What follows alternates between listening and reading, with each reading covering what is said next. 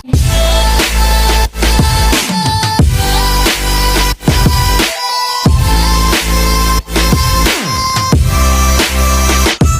guys, welcome to my YouTube channel. Sa mga di pa nakapag-subscribe ay inaanyayahan ko po kayong mag-subscribe at pindutin nyo na rin yung bell button para updated ka sa mga bago nating upload.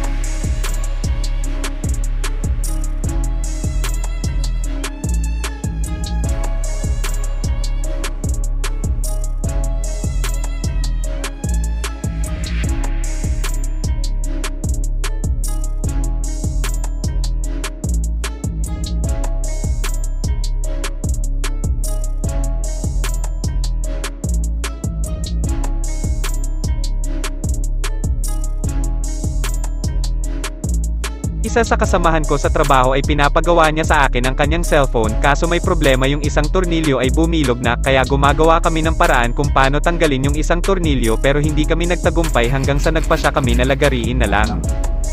Huwag mong subukan, masisira ang buhay mo.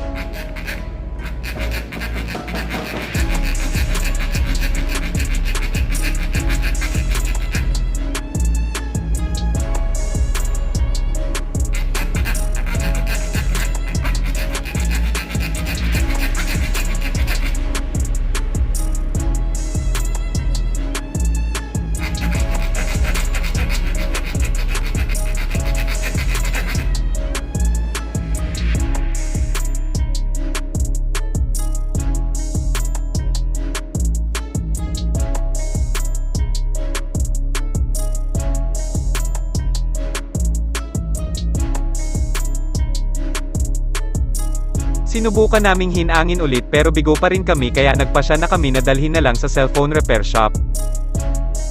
Ngayon ko lang nalaman na may teknik na solusyon para dito, hindi ko alam kung ano ang tawag nito. Tinanggal niya muna yung walang sirang tornilyo bago ikinabit sa aparatong ito at inangat pa itaas para mabali yung pinagkabitan ng bilog na tornilyo. Nadagdagan na naman yung kaalaman ko. Ganun lang kadali.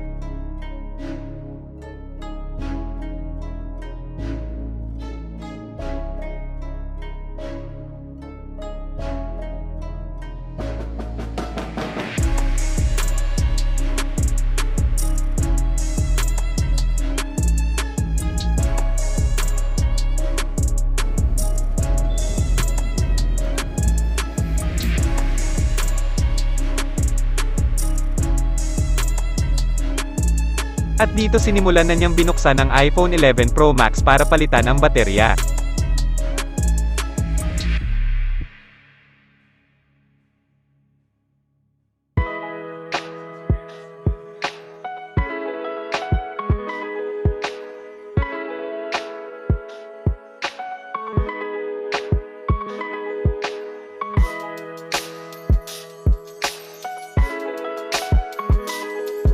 Sa wakas nabuksan niya rin ito.